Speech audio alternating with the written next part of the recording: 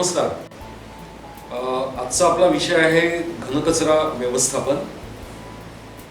घनकचरा व्यवस्थापन हा अत्यंत जिव्हाळ्याचा आणि अत्यंत महत्त्वाचा विषय आहे, विशेषतः शहरी भागात राहणाऱ्या लोकांसाठी. कारण आपण बघतो की कचऱ्याचं प्रमाण हे शहरांमध्ये खूप जास्त आहे. तर सुरुवातीला कचरा म्हणजे नक्की काय ते आपण बघूया. एकंदरीत आपल्याला माहिती आहे की सर्वसाधारण आपल्या घरामध्ये आपला दैनंदिन जो व्यवहार असतो त्याच्यामध्ये एक भाग खूप आपण अगदी आवर्जून करतो, तो म्हणजे घराची साफसफाई, स्वच्छता. आणि ही स्वच्छता करत असताना रोजच्या रोज घर झाडणं, पुसून घेणं आणि आठवड्यातनं एकदा म्हणा किंवा 15 दिवसातनं एकदा घर आवरायला काढणं, माळे असतील घरात, पोटमाळे असतील किंवा अन्य काही स्टोरेज साठवणीची ठिकाणं असतील ती काढणं आणि असे उपक्रम घरांमध्ये चालू असतात. सणासुदींच्या वेळेला घराची खूप मोठ्या प्रमाणात स्वच्छता आपण करतो. तर ह्या सगळ्या ह्याच्यातनं होतं काय की बरेचदा काही वस्तू आपण जाऊन आणतो बाजारातून विकत आणि आल्यानंतर मग काही दिवस आपण त्या वापरतो आणि एकदा आपल्या लक्षात आलं की आता ह्याचा वापर खूप झालेला आहे आणि आता पुढे आपल्याला गरज नाही आहे, तेव्हा अशी वस्तू एकतर आपण कचऱ्यामध्ये टाकून देतो किंवा मग साठवून ठेवतो, माळ्यावर ठेवतो कुठेतरी एका जागी, की कधीतरी आपल्याला पुढे उपयोग होईल त्याचा किंवा काय, अशा दृष्टीने. तर थोडक्यात सांगायचं झालं तर जी गोष्ट किंवा जी वस्तू आपल्या दृष्टीने निरुपयोगी असेल ती वस्तू त्याला कचरा असं आपण म्हणतो, बरोबर आहे. आणि मग ती आपण टाकून देतो किंवा टाकाऊ वस्तू ती होऊन जाते, कारण आपल्याला तिचा काही उपयोग आता राहत नाही. कधीतरी तिचा उपयोग झाला आणि आता तिचा उपयोग नाही, so it becomes a waste. Okay. आणि मग शेवटी होतं कसं की हा घरातला कचरा, घरातली साफसफाई केल्यानंतर हा कचरा आपण सगळा एका बकेटमध्ये, डस्टबिनमध्ये टाकतो आणि मग ती डस्टबिन आपण बाहेर नेऊन जी काही प्रोव्हिजन असेल, स्थानिक स्वराज्य संस्थेची कचरा कुंडी असेल किंवा अन्य काही व्यवस्था, तिथे आपण तो कचरा टाकतो. तर असं संपूर्ण त्या भागातला कचरा एकत्र त्या जागी येतो आणि मग त्या म्युन्सिपाल्टीची गाडी येते, ट्रक येतो, तो कचरा सगळा उचलतात आणि कुठेतरी शहराबाहेर. तर कचऱ्याचं व्यवस्थापन करण्याची गरज का आहे, ह्या प्रश्नाचं उत्तर अतिशय कठीण आहे. म्हटलं तर सोपं आहे, म्हटलं तर कठीण आहे. दोन्ही बाजू आहेत त्याला. व्यवस्थापन करण्याची आवश्यकता एवढ्यासाठी आहे की घराघरातनं निर्माण होणारा कचरा जेव्हा एका जागी साठवला जातो तेव्हा त्याचं एकूण जे प्रमाण आहे ते प्रचंड होतं. आणि मग व्यवस्थापन करताना ज्या अडचणी येतात, पर्यावरणाला त्याच्यापासून हानी पोचते. आपण नॉर्मली शहरामध्ये राहणारी लोक प्रदूषणाच्या समस्येकडे खूप गांभीर्याने बघतो किंवा विचार करतो, आणि कारण त्याचा थेट त्रास त्या प्रदूषणाचा आपल्याला होत असतो. हवेचं प्रदूषण असेल तर श्वसनाचे विकार आपल्याला जळतात, आपल्याला माहिती आहे. त्यामुळे आपलं प्रदूषणाकडे खूप लक्ष असतं. पण प्रदूषण निर्माण करणारे जे स्रोत आहेत ते आपण ध्यानात घेत नाही की हे प्रदूषण होत आहे, कशामुळे होत आहे नक्की. हवा कशामुळे प्रदूषित होते, पाणी कशामुळे प्रदूषित होतं, जमीन का प्रदूषित होते, काय कारण आहे. मी तर काही करायला जात नाही तिथे, त्यामुळे माहीत नाही का होतं प्रदूषण. तर ही जी कारणं आहेत किंवा हे स्रोत शोधून घेण्याची गरज आपल्याला भासत नाही. जर आपण याचा सखोल विचार केला तर आपल्या असं लक्षात येईल की सर्वसाधारणपणे हवा प्रदूषण, पाणी प्रदूषण करणारे जे स्रोत आहेत त्याच्यामध्ये एक प्रमुख स्रोत हा कचऱ्याचा आहे. आपला विश्वास बसत नाही याच्यावर, कारण आपल्यापुरता आपण कचऱ्याची विल्हेवाट लावलेली असते. पण जेव्हा हा कचरा एकत्रित होतो संपूर्ण शहराचा, तेव्हा त्याच्यापासून या प्रदूषणाच्या समस्या ह्या अतिशय गंभीर स्वरूप धारण करतात आणि साथीचे आजार यातनं फैलावण्याची शक्यता खूप वाढते. आणि म्हणून कचऱ्याचं व्यवस्थापन करणं योग्य पद्धतीने हे खूप गरजेचं बनलेलं आहे. आता ह्याच्यामध्ये व्यवस्थापनाचं जेव्हा आपण अभ्यास करू त्यासाठी आपल्याला कचऱ्याची नीट ओळख करून घेणं आवश्यक आहे. कचऱ्याचे अनेक प्रकार आहेत, त्याचं वर्गीकरण अनेक प्रकारांमध्ये करता येतं आणि पुढे व्यवस्थापनामध्ये ह्या कचऱ्यावरती प्रक्रिया करणं आणि त्याची विल्हेवाट लावणं योग्य पद्धतीने, हे जर आपल्याला हा कचरा व्यवस्थापनाचा एक भाग आहे. ओके. त्यामुळे कचऱ्यावर प्रक्रिया करणं आणि त्याची योग्य पद्धतीने विल्हेवाट लावणं, यासाठी आपल्याला कचऱ्याची माहिती असणं आधी खूप गरजेचं आहे. माहिती नसेल तर आपण त्याच्यावर प्रक्रिया कशी करणार आणि त्याची विल्हेवाट कशी लावणार. त्यामुळे सगळ्यात पहिल्यांदा आपण कचऱ्याची ओळख करून घेऊ की काय आहे नक्की बाबा हा कचरा आणि काय त्याचं स्वरूप असतं साधारणपणे. त्याच्यामध्ये कचरा व्यवस्थापनाचा एक मूलमंत्र असा आहे. अनेक मूलमंत्र आहेत खरं म्हणजे, पण त्यातला एक मुख्य प्रमुख मूलमंत्र असं ज्याला म्हणता येईल तो असा आहे की मुळात कचरा हा निरुपयोगी किंवा टाकाऊ नसतो. कचऱ्यातल्या ज्या गोष्टी आपल्याला टाकाऊ किंवा निरुपयोगी आहेत असं वाटतं, हे वाटणं मुळात चुकीचं आहे. त्यामुळे कचरा व्यवस्थापनामधला हा पहिला मंत्र आपण सगळ्यांनी समजून घेतला पाहिजे की वेस्ट इज अ रिसोर्स. कचरा हा कचरा नसून एक उपजीविकेचं साधन आहे. हे कोणाच्या उपजीविकेचं आहे? तर अगदी तळागाळातले कचरा वेचक समूहापासून ते ह्या कचऱ्यावर कोट्यावधी रुपयांची उलाढाल करणारे व्यवसाय, अशा सगळ्यांकरता हे एक उपयुक्त किंवा उपयोगी संसाधन आहे. त्यामुळे nothing is waste, everything has got its own value. प्रत्येकाला त्याचं स्वतःचं महत्त्व आहे, प्रत्येक घटकाला. आणि म्हणून कचऱ्याकडे बघण्याचा दृष्टिकोन, कचरा व्यवस्थापनाचा हा पहिला धडा आपण घेतला पाहिजे की आपला दृष्टिकोन कचऱ्याकडे बघण्याचा हा बदलला पाहिजे. त्यामुळे and when you look at the value of the waste, every single article in the waste has got some value, मग तुमच्या लक्षात त्याचं महत्त्व निश्चितपणे येऊ शकतं. So waste is a resource, it is not the waste. हा पहिला आपला धडा आपण ह्या व्यवस्थापन शाळेमध्ये शिकला आहोत. मग पुढचा भाग येतो की आपल्याला कचऱ्यावर प्रक्रिया करायची आहे, पुढे त्याची विल्हेवाट लावायची योग्य पद्धतीने. आणि ही प्रक्रिया आणि विल्हेवाट लावण्यासाठी जे तंत्रज्ञान उपलब्ध आहे आजच्या काळामध्ये, ते त्याची प्रचंड प्रमाणात तंत्रज्ञान उपलब्ध आहे. मग ते कुठलं तंत्रज्ञान कशाकरता वापरायचं आहे हे देखील आपल्याला समजून घेणं आवश्यक आहे. तर हे सगळं करण्याकरता आधी कचऱ्याचे किती प्रकार आहेत किंवा किती प्रकारांमध्ये आपण कचऱ्याचं वर्गीकरण किंवा विलगीकरण करू शकतो, वर्गीकरण करू शकतो, हे आधी आपण समजून घेतलं पाहिजे. तर प्रामुख्याने कचऱ्याचे जे प्रकार आहेत किंवा त्याचं जे वर्गीकरण आहे ते करण्याच्या वेगवेगळ्या पद्धती आहेत. त्यातली एक पद्धत आपण समजून घेण्याचा प्रयत्न करू, ती म्हणजे classification of waste based on the sources of generation. हे ज्या ज्या ठिकाणी कचरा तयार होतो किंवा कचऱ्याचं जनरेशन होतं, त्यानुसार त्या कचऱ्याचं क्लासिफिकेशन कसं केलं जातं किंवा कोणकोणते सोर्सेस आहेत कचरा निर्मितीचे, कचरा निर्माण होण्याचे कोणकोणते सोर्सेस आहेत. तर त्याच्यामध्ये पहिला सोर्स आहे तो म्हणजे आपला घरगुती कचरा, ज्याला डोमेस्टिक वेस्ट असं म्हणतो आपण. आणि हा एक पहिला सोर्स झाला घरगुती कचरा. मग त्याचं व्यवस्थापन कसं करायचं किंवा त्याचे काय प्रकार आहेत हे आपण पुढच्या सेक्शनमध्ये बघणार आहोत. दुसरा सोर्स आहे तो म्हणजे वेगवेगळ्या प्रकारच्या इमारती किंवा आस्थापना, त्या सरकारी असतील किंवा खाजगी असतील, पण ह्या सगळ्या विविध प्रकारच्या आस्थापनांमध्ये कचरा निर्मितीचं हा जो प्रकार आहे हा सुरू असतो. कचऱ्याचे प्रकार वेगवेगळे असतील पण निश्चितपणे तो, त्यामुळे सरकारी आणि गैरसरकारी आस्थापनं, शाळा, महाविद्यालयं, विद्यापीठांची सगळ्या ऑफिसेस, या व्यतिरिक्त म्हणजे ह्या सगळ्या आस्थापनांमध्ये निश्चित स्वरूपाचा कचरा हा तयार होत असतो. त्यामुळे हा एक महत्त्वाचा सोर्स किंवा त्याचा स्रोत म्हणूया आपण. तिसरा आहे तो म्हणजे वैद्यकीय सेवा पुरवणारी केंद्र, हेल्थ केअर सेंटर्स. ओके, ज्याच्यामध्ये हॉस्पिटल्स येतात, नर्सिंग होम्स येतात, वेगवेगळ्या प्रकारची छोटी मोठी क्लिनिक्स येतात, जनरल प्रॅक्टिशनर्सच्या डिस्पेन्सरीज असतात त्या येतात, डेंटल क्लिनिक्स येतात, त्याच्यामध्ये फार्मास्युटिकल कंपनीज असतात सगळ्या वेगवेगळ्या त्या येतात, जिथे ॲनिमल्सवरती रिसर्च केला जातं. अशा सर्व प्रकारचे सोर्सेस, तिथनं तयार होणारा कचरा हा एक वेगळ्या प्रकारचा कचरा असतो.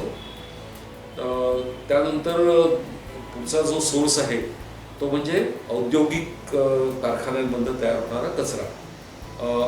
विविध प्रकारची उत्पादनं करण्याची प्रक्रिया जेव्हा सुरू होते तेव्हा ह्या प्रक्रियांच्या दरम्यान विविध प्रकारचा कचरा तयार होत असतो. यातला काही कचरा हा अतिशय घातक स्वरूपाचा असतो, ज्याला हॅझर्डस वेस्ट असं म्हणतात, आणि काही प्रकारचा कचरा हा तेवढा विघातक स्वरूपाचा नसतो.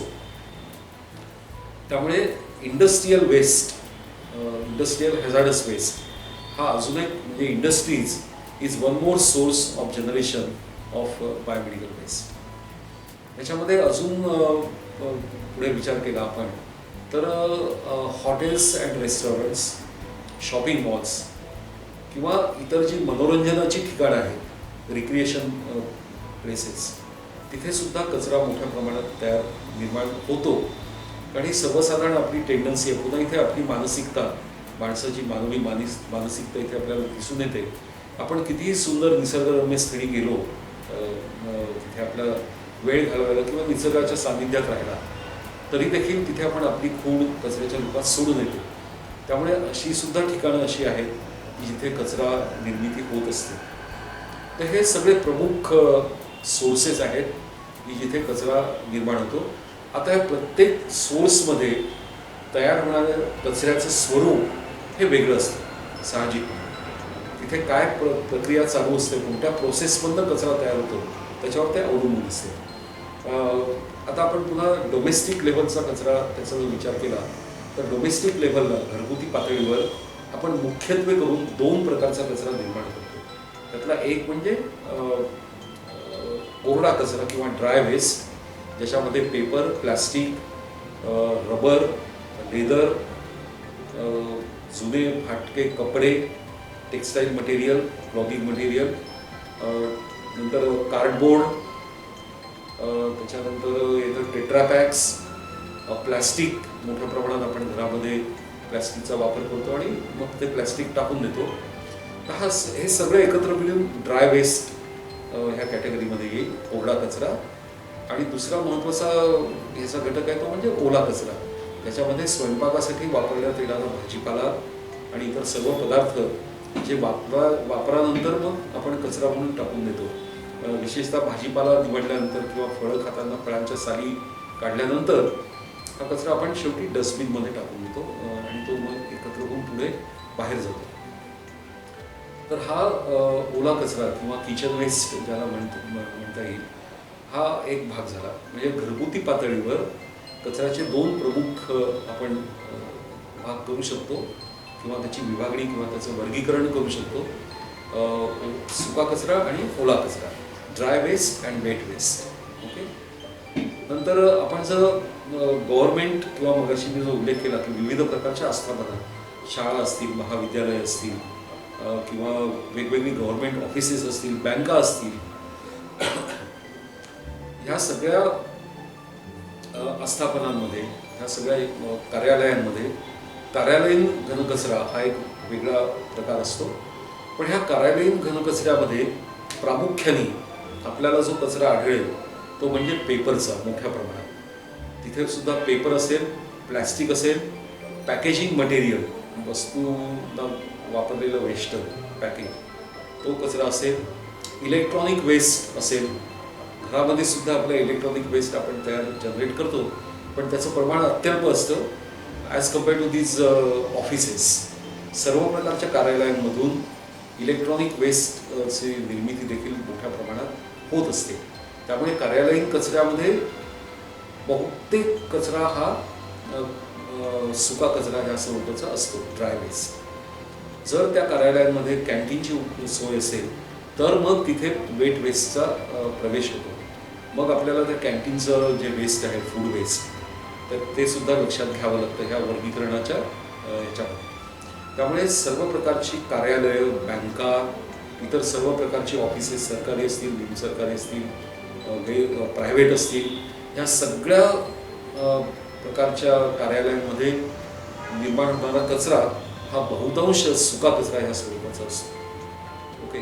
पण जर कॅन्टीन्स वगैरे फॅसिलिटी सुविधा असतील तर मग तिथे आपल्याला ओला कचरा ह्या घटकाचा विचार करावा लागतो. नंतर हेल्थ केअर सेंटर्स किंवा हॉस्पिटल्स मधनं वैद्यकीय आरोग्य सेवा पुरवणारे जे जे केंद्र आहेत सगळे किंवा वैद्यकीय स्वास्थ्य राखणारे जे केंद्र आहेत तिथे तयार होणारा कचरा हा अतिशय स्पेशल कॅटेगरीचा कचरा आहे. त्याला बायोमेडिकल वेस्ट किंवा वैद्यकीय कचरा असं त्याला म्हटलं जातं. आणि मग ह्या कचऱ्याची जी स्थानं आहेत, निर्माण होण्याची ठिकाणं आहेत, ती सगळ्या प्रकारची हॉस्पिटल्स असतील, पॅथॉलॉजी लॅब्स आहेत, ॲनिमल हाऊसेस आहेत, या सगळ्यातनं हा कचरा तयार होत असतो. ह्या कचऱ्याचं देखील पुढे वर्गीकरण करण्याची खूप आवश्यकता असते. कारण एखाद्या हॉस्पिटलमध्ये सगळा एकाच प्रकारचा कचरा होईल असं नाही किंवा तसं होतच नाही. त्याच्यामध्ये सुद्धा वेगवेगळ्या कॅटेगरीज किंवा त्याचं सुद्धा वेगवेगळं वर्गीकरण करणं हे जरुरीचं आहे. कारण एखाद्या हॉस्पिटलमध्ये तयार होणारा सगळा कचरा आपण एकाच पद्धतीने त्याच्यावर प्रक्रिया करू शकत नाही किंवा त्याची विल्हेवाट देखील लावू शकत नाही. तसं जर केलं तर ते पर्यावरणाच्या आरोग्याला आणि मानवी आरोग्याला प्रचंड प्रमाणात धोका पोचवण्याचं ठरू शकतं. त्यामुळे रुग्णालयांमध्ये तयार होणारा रुग्णालयीन घनकचरा किंवा बायोमेडिकल वेस्ट ह्याचे देखील वेगवेगळे प्रकार किंवा त्याचं वर्गीकरण करणं हे अत्यंत आवश्यक असतं. तर ते वर्गीकरण करताना जो संसर्गजन्य कचरा आहे, इन्फेक्शस वेस्ट आहे, तो एक प्रकार त्याचा झाला ज्याच्यामध्ये मानवी शरीराचे अवयव असतील किंवा इतर ट्रीटमेंट देताना जेव्हा त्या रोग्याला ट्रीटमेंट दिली जाते त्या ट्रीटमेंट दरम्यान रोग्याच्या शरीराच्या संपर्कात आलेल्या काही वस्तू असतील, त्याच्यामध्ये निडल्स असतात, सुया असतात इंजेक्शनच्या, सिरिंजेस असतात, प्लॅस्टिकचे सगळे ते IV ट्यूब्स असतात, सलाईन वगैरे देतात ना त्या ट्यूब सेटमधून ते असतात, असे वेगवेगळे प्रकार असतात. तर त्यातला मानवी शरीराच्या संपर्कात किंवा त्या पेशंटच्या संपर्कात आलेला जो कचरा आहे तो अतिशय घातक स्वरूपाचा असतो. It is most hazardous waste आणि म्हणून मग तो वेगळ्या पद्धतीने साठवणं किंवा त्याची ट्रीटमेंट आणि विल्हेवाट लावणं हे खूप गरजेचं असतं. दुसरा भाग आहे तो म्हणजे प्लॅस्टिकचा वेस्ट. प्लॅस्टिक आपल्याला माहिती आहे सर्रास सगळीकडे वापरलं जातं आणि त्याच्यापासून प्रत्यक्ष आपल्याला धोका नसला तरी सुद्धा ज्या पद्धतीने प्लॅस्टिक पर्यावरणात टाकल्या जातं आजूबाजूच्या परिसरामध्ये त्यापासून जे धोके निर्माण होतात ते अतिशय घातक असतात, अतिशय भयानक स्वरूपाचे असतात. त्यामुळे प्लॅस्टिकचा कचरा, हॉस्पिटलमध्ये तयार होणारं प्लॅस्टिक, त्याच्यावर केली जाणारी ट्रीटमेंट आणि त्याची विल्हेवाट लावणं ही स्वतंत्र वेगळी प्रक्रिया आहे. त्याचप्रमाणे ज्या नीडल्स किंवा तिथे ब्लेड्स वगैरे जे वापरले जातात, सर्जरी करताना वापरणारी सगळ्या प्रकारचे हत्यारं, इन्स्ट्रुमेंट्स, हा एक वेगळ्या प्रकारचं. कारण आता काय झालं आहे हल्लीच्या काळामध्ये हे सगळं डिस्पोजेबल. पूर्वी हा कचरा होत नव्हता खरं म्हणजे. पूर्वीच्या काळामध्ये प्लॅस्टिक असेल किंवा प्लॅस्टिकचा वापर तर अत्यल्प होता, अतिशय कमी होता आणि ते पुन्हा वापरलं जायचं. उदाहरणार्थ इंजेक्शनची जे सिरिंज असते ती सिरिंज एक तर काचेची असायची किंवा प्लॅस्टिकची जरी असली तरी परत ती बॉइलिंग वॉटरमध्ये टाकून परत ते निर्जंतुकीकरण करून पुन्हा ती वापरली जायची. पण अलीकडे हे सगळ्या प्रथा आता बाद झाल्या आहेत आणि सदाच आपण डिस्पोजेबल वस्तू एकदा वापरा आणि फेकून द्या अशा वस्तू ह्या प्लॅस्टिकच्या वापरायला सुरुवात केलेली आहे. प्लॅस्टिक असेल किंवा हे जे मेटल शार्प्स म्हटलं, नीडल्स म्हणजे सुया, ब्लेड्स वगैरे, रेझर्स, हे सगळे एकदा वापरा आणि टाकून द्या अशा स्वरूपाचे आहे. त्यामुळे ही समस्या किंवा ह्याचं निराकरण करणं आपल्याला गरजेचं आहे. हा एक वेगळा भाग झाला. प्लॅस्टिक आहे, मेटल शार्प्स आहेत आणि काचेच्या वस्तू, ज्या काचेच्या बाटल्या, इंजेक्शनच्या ॲम्प्यूल्स असतील वगैरे, ह्या सगळ्या एक. त्यामुळे हॉस्पिटलमध्ये तयार होणारा कचरा हा घरगुती कचऱ्यापेक्षा सर्वस्वी पूर्णपणे भिन्न असतो आणि हा कचरा आपल्याला नीट पद्धतीने त्याचं वर्गीकरण अशा प्रकारे करता येतं. कारखान्यांमध्ये तयार होणारा कचरा, त्याच्यामध्ये देखील अनेक प्रकार आहेत. खत निर्मितीचे कारखाने प्रकल्प असतील, विद्युत निर्मितीचे प्रकल्प असतील, रासायनिक कारखाने असतील, कीटकनाशक तयार करणारे कारखाने असतील. ह्या प्रत्येक कारखान्याच्या उत्पादनावरती अवलंबून तिथे वेगवेगळ्या प्रकारचा कचरा तयार होत असतो आणि तो अतिशय घातक स्वरूपाचा असतो. कारखान्यांमध्ये प्रामुख्याने जो वेस्ट तयार होतो तो लिक्विड स्वरूपाचा असतो. ओके, लिक्विड वेस्ट, आणि तो अत्यंत हॅझार्डस स्वरूपाचा असा वेस्ट असतो. त्यामुळे त्याची एक वेगळी कॅटेगरी किंवा वेगळं त्याचं क्लासिफिकेशन आपल्याला करता येऊ शकतं. ह्या व्यतिरिक्त सगळ्याच कारखान्यांमध्ये आणि इव्हन हॉस्पिटलमध्ये सुद्धा मगाशी जो उल्लेख केला तर मोठाली जी हॉस्पिटल्स असतील तिथे कोरडा कचरा हा निश्चितपणे सगळीकडेच तयार होणार. कारण प्रत्येक कारखाना असेल तरी तिथे ॲडमिनिस्ट्रेटिव्ह ऑफिस हे त्यांचं असणारच, ॲडमिनिस्ट्रेटिव्ह कार्यालय त्यांचं असणारच. आणि मग त्या कार्यालयांमधनं तयार होणारा पेपर वेस्ट असेल, इलेक्ट्रॉनिक वेस्ट असेल, हा सगळीकडे आपल्याला कॉमन दिसणारच आहे. कुठेही तुम्ही जा, कुठेही सोर्स असेल तरी हा कचरा जिथे कुठे कार्यालय आहे, जिथे लोक एकत्र येतात, कार्यालयीन कामकाज चालतं, तिथे सगळीकडे कोरड्या कचऱ्याचा हा जो कॉम्पोनंट आहे, इलेक्ट्रॉनिक वेस्ट आणि पेपर वेस्ट किंवा पॅकेजिंग असेल, कार्डबोर्ड असेल, प्लॅस्टिक असेल, हे सगळीकडे आपल्याला सगळीकडे ते दिसणारच आहे. त्यामुळे कचरा व्यवस्थापनाचा धडा शिकताना आपल्याला त्याचं हे ओळख करून घेणं हे आवश्यक असतं. ह्यानंतर पुढचा भाग येतो तो वर्गीकरण, सेग्रिगेशनचा. सेग्रिगेशन करणं आवश्यक आहे, कारण सगळ्या प्रकारचा कचरा एकाच पद्धतीने त्याच्यावर प्रक्रिया करता येत नाही किंवा त्याची विल्हेवाट लावता येत नाही. कचऱ्यातल्या प्रत्येक घटकावर प्रक्रिया करण्याची पद्धत ही वेगळी आहे आणि म्हणून मग त्या घटकाचं विलगीकरण किंवा सेग्रिगेशन करणं हे अत्यंत आवश्यक ठरतं. आपण घरगुती कचऱ्याचा जर विचार केला तर त्याच्यामध्ये वेट वेस्ट किंवा किचन वेस्ट वेगळं करून, कारण किचन वेस्ट म्हणजे ओला कचरा आणि सुका कचरा हा जर सगळा एकत्र केला तर त्याच्यावर प्रक्रिया होत नाही, त्याची विल्हेवाटही नीट लागत नाही आणि मग त्यातनं पर्यावरण प्रदूषणाच्या समस्या निर्माण व्हायला सुरुवात होते. त्यामुळे हा कचरा आपल्या घराबाहेर जाण्यापूर्वीच जर आपण ह्याचं विलगीकरण केलं, सेग्रिगेशन केलं तर पुढच्या गोष्टी अतिशय सोप्या होतात. म्हणजे सेग्रिगेशन करायचं तर काय करायचं, तर ओला कचरा वेगळा ठेवणं, सुका कचरा सगळा एकत्र वेगळं ठेवणं. याच्या पुढे जाऊन मी मगाशी जे म्हटलं की कचरा हा एक उपजीविकेचं साधन आहे, तर ह्याच्या पुढे जाऊन सुका कचरा जर तुम्ही त्याचं पुढे मायक्रो लेव्हलला जाऊन सेग्रिगेशन केलं, हे सगळ्या प्रकारचे पेपर एकत्र, मग त्या पेपरमध्ये वेगळे प्रकार असतील, आर्ट पेपर असेल तो वेगळा, साधा न्यूजपेपर असेल तो वेगळा, आपल्या लिहायचा पेपर असेल तो वेगळा, असे त्याचे गठ्ठे केले वेगवेगळे. नंतर कार्डबोर्डचे सुद्धा वेगवेगळ्या प्रकारचं कार्डबोर्ड असतं, प्लॅस्टिकचे असंख्य प्रकार असतात, इलेक्ट्रॉनिक वेस्टचे कितीतरी प्रकार असतात. तर ह्या प्रत्येक गोष्टी तुम्ही जर नीट सेपरेट केल्या, त्याचं विलगीकरण केलं तर तुम्हाला त्याच्यापासून मिळणारं उत्पन्न हे निश्चितच खूप चांगल्या प्रकारचं असू शकतं. हे अगदी म्हणजे त्याच्यात काही शंका घेण्याचं कारण नाही आहे. कारण जेवढ्या लेवलला तुम्ही सेग्रिगेशन कराल आणि ते सेग्रिगेट केलेले जे घटक आहेत ते बाजारात विकायला जाल, तेवढ्या प्रमाणात तुम्हाला जास्त पैसा त्यातून निश्चितपणे मिळू शकतो. जर तुम्ही सगळा कचरा एकत्र केला, समजा सगळ्या प्रकारचं प्लॅस्टिक एकत्र केलं आणि ते जर विकायला तुम्ही व्हेंडरला दिलं, प्लॅस्टिक व्हेंडरला, तर तो तुम्हाला प्रपोर्शनेटली कमी पैसे देईल. आणि तेच जर तुम्ही प्लॅस्टिकचे वेगवेगळे घटक केले, सगळ्या पेंट बॉटल्स एकत्र केल्या किंवा आपल्या शॅम्पूच्या बाटल्या असतात त्या एकत्र केल्या, पिशव्या एकत्र केल्या आणि मग असे ते वेगवेगळे गठ्ठे करून त्या व्हेंडरला जर दिले तर तुम्हाला 4 पैसे निश्चितपणे जास्त मिळतील हे मी खात्रीने सांगू शकतो. म्हणून मग आपल्याला सेग्रिगेशन किंवा विलगीकरण करताना त्या लेव्हलपर्यंत करणं हे गरजेचं आहे. तर ह्या विषयाची मर्यादा, वेस्ट मॅनेजमेंट किंवा घनकचरा व्यवस्थापन, हे आपल्याला घरगुती कचऱ्यासाठी आपल्याला जास्त त्याचं लिमिट्स आपल्याला ठेवणं आवश्यक आहे. कारण ह्याचं कारण सांगतो मी तुम्हाला.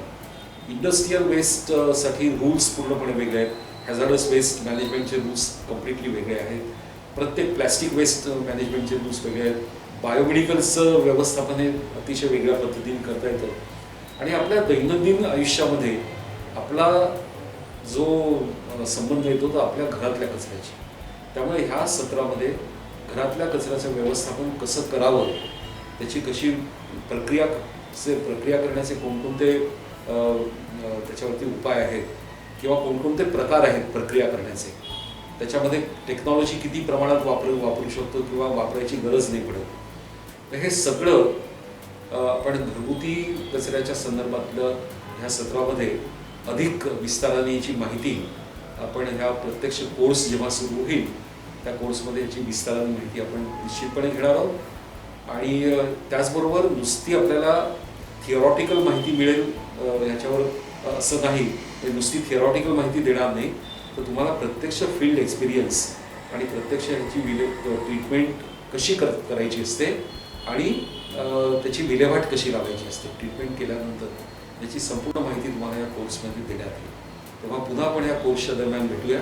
धन्यवाद. मेरी मर्जी, मैं चाहे ये करूं, मैं चाहे वो करूं, मैं चाहे यहाँ जाऊं, मैं चाहे वहाँ जाऊं, मेरे बारे में कुछ कहना नहीं, मुझे समझाना मत झूठ सही, मैं मेरी मर्जी से जीऊं, मर्जी से मर जाऊं, मैं चाहे ये करूं, मैं चाहे वो करूं, मेरी मर्जी। रुकिए,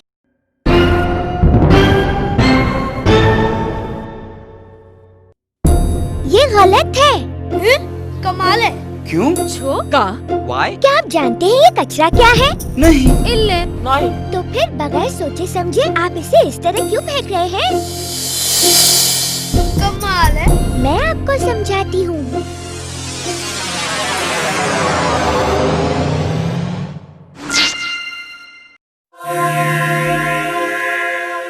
दोस्तों, बात इतनी सीधी और सरल नहीं है जितनी कि आप समझ रहे हैं। इस कचरे का संबंध पर्यावरण, आपके स्वास्थ्य और आपके शहर के आर्थिक विकास के साथ होता है। ध्यान से सुनिए। कचरे के 4 प्रकार होते हैं: सूखा कचरा, गीला कचरा, डेब्री और ग्रीन वेस्ट। और इस कचरे की उपज 7 प्रमुख जगहों से होती है, जैसे कि दुकान, होटल, हॉस्पिटल, कंस्ट्रक्शन साइट, कारखाने, सब्जी मंडी और सबसे बड़ा हिस्सा आपके घर से।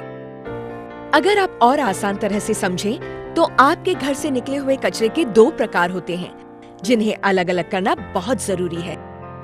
गीला कचरा, फ्रूट्स, सब्जी, बचा खुचा खाना, बाग बगीचे के पत्ते, नारियल बाटी, बाल, नाखून, कागज, मांस, अंडे के छिलके और इस्तेमाल की हुई रुई, इन सबको हम बायोडिग्रेडेबल कहते हैं और इनका ऊर्जा और खाद में पुनः रूपांतर होता है। सूखा कचरा जैसे प्लास्टिक, मेटल, ट्यूब, कांच, कपड़ा, bulb, batteries, rubber, thermocol, bags, blade needles और इंजेक्शंस, इन सब को हम रिसाइक्लेबल कहते हैं और इनका पुनः उपयोग हो सकता है। ठहरिए, ध्यान रखें, गीले कचरे को प्लास्टिक में कभी न बांधें क्योंकि प्लास्टिक 300 साल तक नष्ट नहीं होता और उसकी बदबू भी स्वास्थ्य के लिए हानिकारक होती है। याद रखिए, ये करना अनिवार्य है। ऐसा करने पर ही हम हमारे शहर को जीरो गार्बेज अथवा कचरा रहित शहर बना सकते हैं।